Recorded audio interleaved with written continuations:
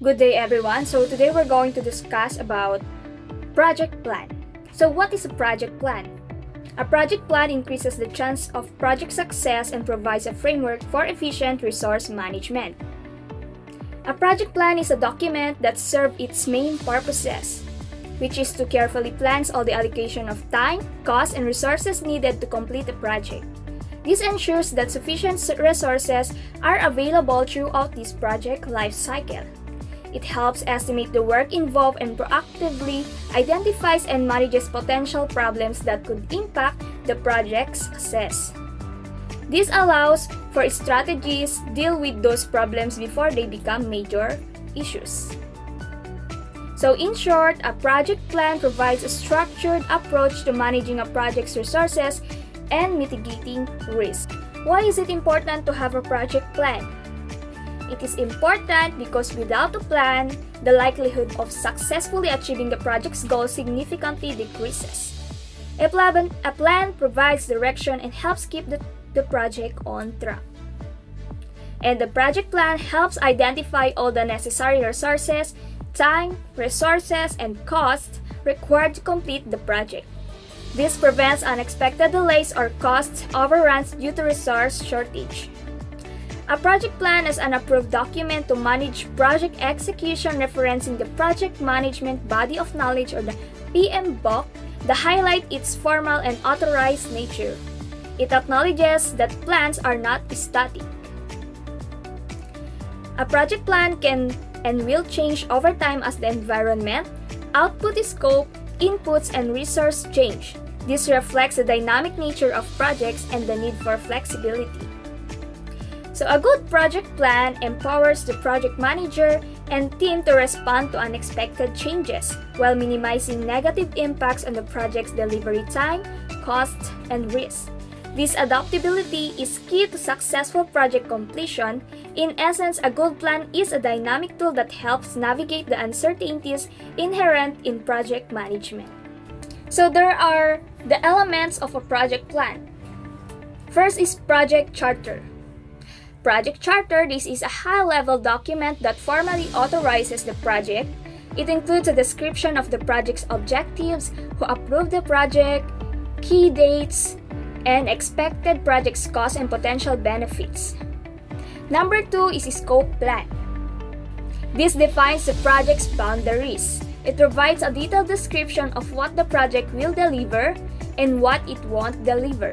This is important for preventing scope creep or the uncontrolled expansion of the project's goal. Number 3 is project organization. This outlines the project's team structure. It identifies the project manager, individual team leads, and clarifies each person's role and responsibilities within the project. A clear structure is vital for accountability and efficiency. Number 4 is resource plan.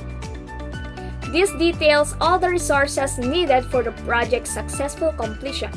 It's broken down into human resources. This covers the required staff skills, a plan for hiring or contracting personnel, timelines for hiring, contracting, and estimated cost. We also have here material resources. This includes required equipment, tools, and facilities along with timelines for acquisition, location of acquisition, and associated cost. So these elements work together to ensure a project is well defined, managed efficiently, and has a higher chance of success. Continuing the elements of a project plan. Number 5 is activity plan.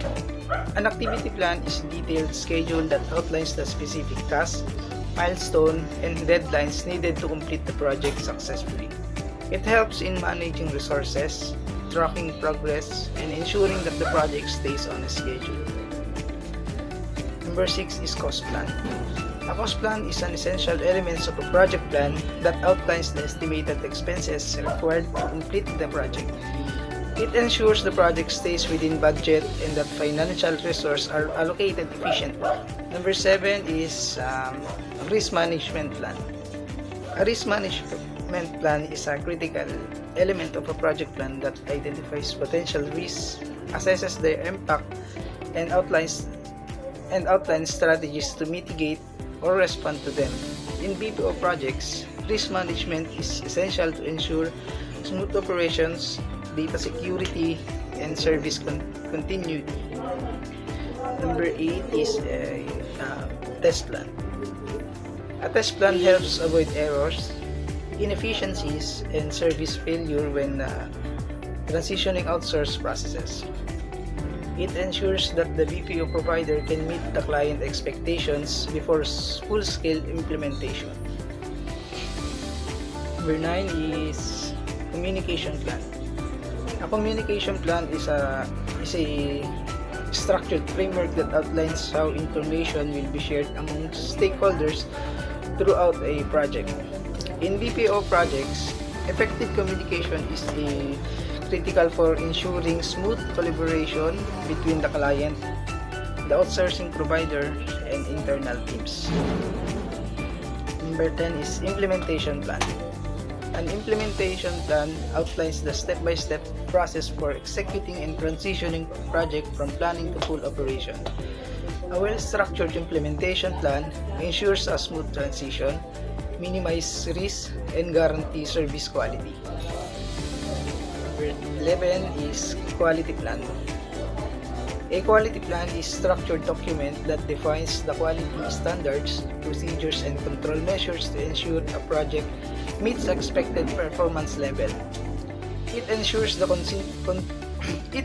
consistency, reliability, and customer satisfaction in outsourcing services.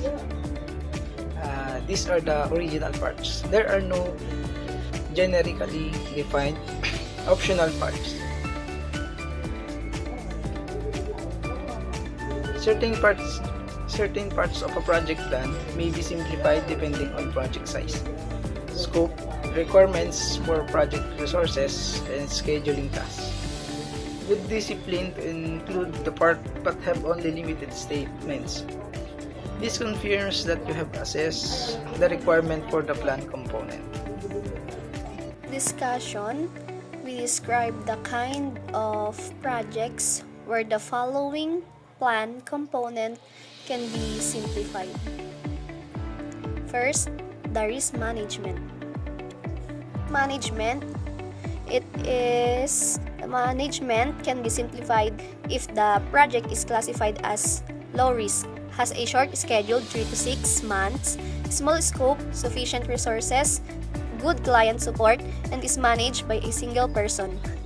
This implies that larger, more complex projects with higher risk profiles would require more extensive risk management planning. Next, quality plan is always required but can be simplified. This suggests that while quality control is essential for all projects, the complexity and detail of the quality plan can be adjusted based on the project's size and complexity. Smaller, simpler projects might need a less elaborate quality plan. Communication plan. Communication plan is necessary for a project even if the project manager also acts as the communications lead. Test plan is always required but can be simplified. This indicates that a test plan is a mandatory component of a project or process, but the level of detail and complexity within that plan can be adjusted based on the project's need and context. A simpler test plan might suffice and for a smaller or complex project. Activity plan is always required but can simplify. This means that while an activity plan is necessary component of project management, its complexity can be reduced depending on the project's scope and requirements. A simpler activity that might be sufficient for smaller or less intricate projects. Resource plan. Resource plan can be simplified if the resource requirements are limited to man-effort. Skill required is commonly available internally or from existing service providers. Equipment or facilities are available. In slide 8, we discuss the common parts of good project plan. When can project plans be simplified? Project Charter. Project Charter, a formal document authorizing the project. Scope Plan. Scope Plan defines the project's boundaries and deliverables. Next, the Project Organization. Project Organization is an outlines the project team structure and roles.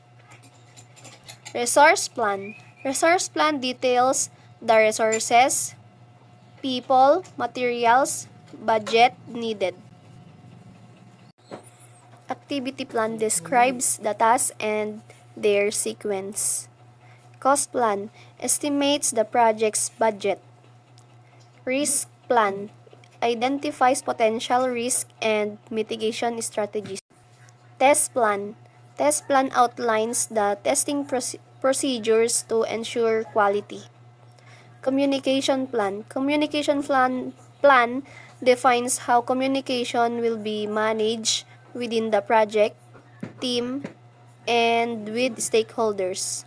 And last, the Implementation Plan details the process of putting the project plan into action.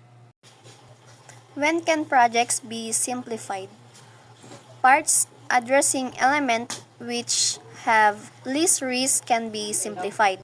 Project plans can be simplified to improve efficiency, reduce complexity, and ensure better communication. By focusing on key objectives, timelines, and resources, unnecessary details can be eliminated, making the plan easier to understand and follow. Simplification also helps to prevent overplanning, ensures flexibility, and enables quicker decision making, which is especially important in dynamic or fast-paced environments.